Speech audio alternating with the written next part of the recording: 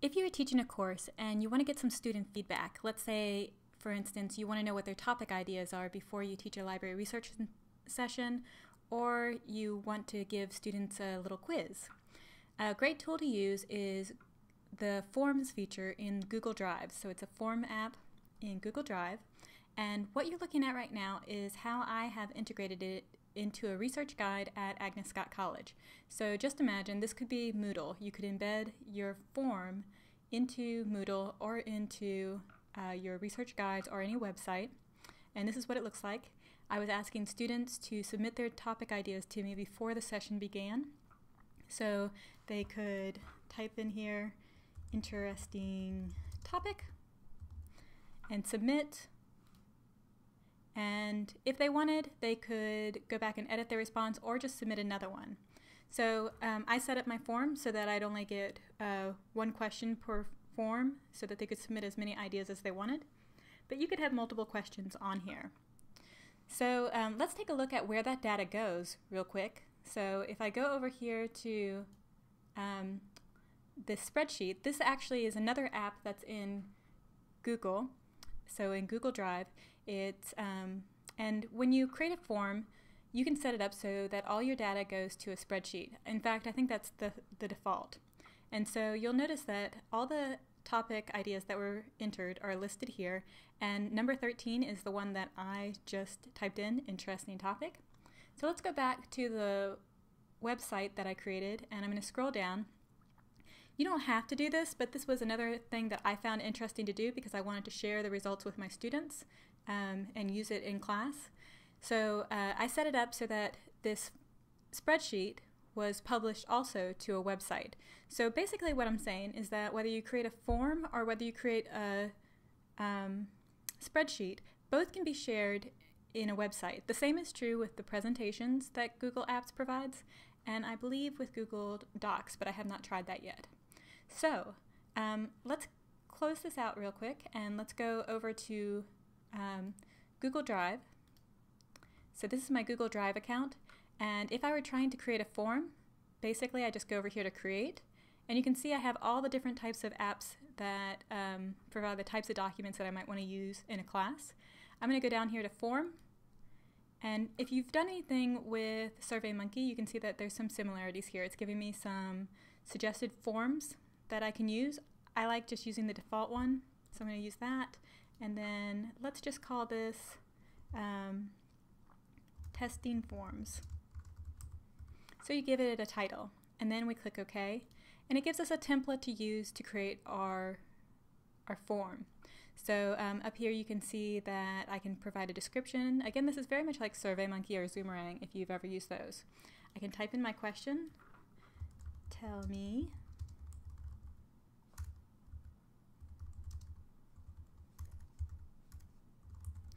interesting things about you.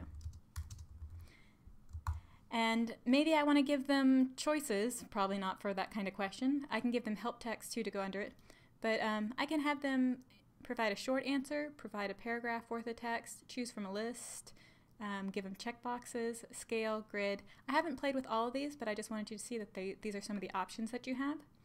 And if you have another question that you want to add, you can add it here. So it's very quick and easy to start building out your questionnaire.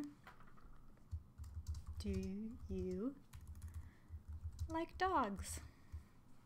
So that could be potentially just a yes and no question.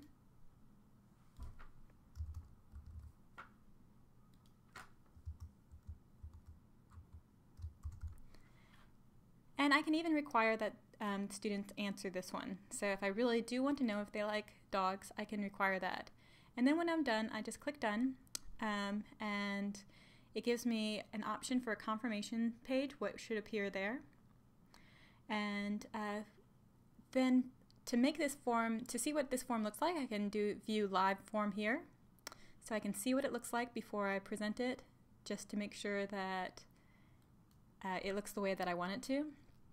And I can choose a response destination, which is, like I was saying, you can choose that as a new spreadsheet, which is what I normally choose, and or a new spreadsheet in an existing spreadsheet. So a new sheet in an existing spreadsheet.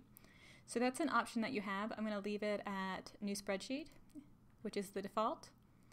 And from this page, you can see once I get responses, I can actually see the number that as people respond, how many have been submitted.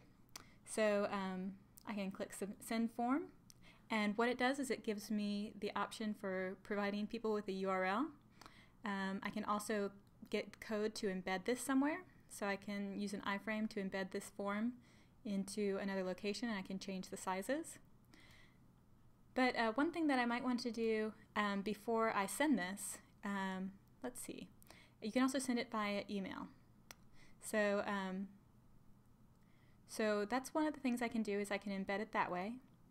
Or another thing that I've done is, actually I think that's how I did it. So I take that content and in the Moodle, I'm not sure exactly the right place to go in Moodle, but there should be a way for you to put in some HTML code. That's what this iframe code would be.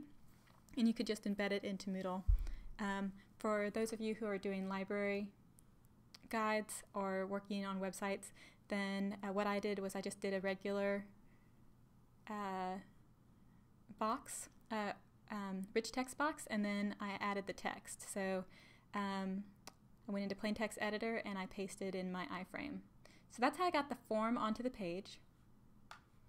Now the next thing to do is let's go back to my Google Drive. You'll see that I have my testing forms. That is the actual form, but if I want to see my responses, it is a separate document. So this is where you can go if you want to make your responses public. So you can either share this page with others who are interested in your data collection. So an easy way to do that is to go up here over to share. Notice it says private only to me right now, but I can go to share and then either add people by their email address, and it'll appear here underneath where my name is listed. This is actually just my email name, and they will be considered owners of the document as well. Or if I want, I can use this URL and send it to individuals. So I can click change and make sure that anyone who has this link is able to see it. And if I want, I can even give them permission to edit it. But I think for right now, I just want them to be able to view it. So I'm going to go ahead and save that and click done. So if I wanted, I could publish this to Facebook or wherever using that link and share it with others. But on the form, on the page that I created on the LibGuide, you'll notice that it's just perfectly embedded into this box. And so what I did to do that was, let's go back to testing forms. I went over here to File, and it gives you an option to publish to the web. So I clicked Publish to the web, and you can designate whether you want to do all sheets or just form responses, so you might have multiple sheets here. And I did Start Publishing. That gives me the option to decide what I want my link to include. So again, form responses, and do I want this to be a website or do I want it to be HTML text that I can embed? Do I want this to be an RSS feed so that people get an alert every time that there's an update? Or do I want this to be a PDF that people can just see the results? I actually wanted to embed it into a page, so I clicked there, and it gave me another iframe that I could copy and paste and put into my LibGuide. You could also put this into your Moodle page. So there's one thing that's interesting when I did this. You'll notice that on mine, let me go back on my page here, that I don't have the timestamp. I just have that one column. I just wanted to share that one column with the world. I didn't want everybody to see everything else. So what I did before I embedded was I hid this column. So I went ahead and hid that column. And to make sure it was the right size, anything that I do here on this page will change what it looks like on the form.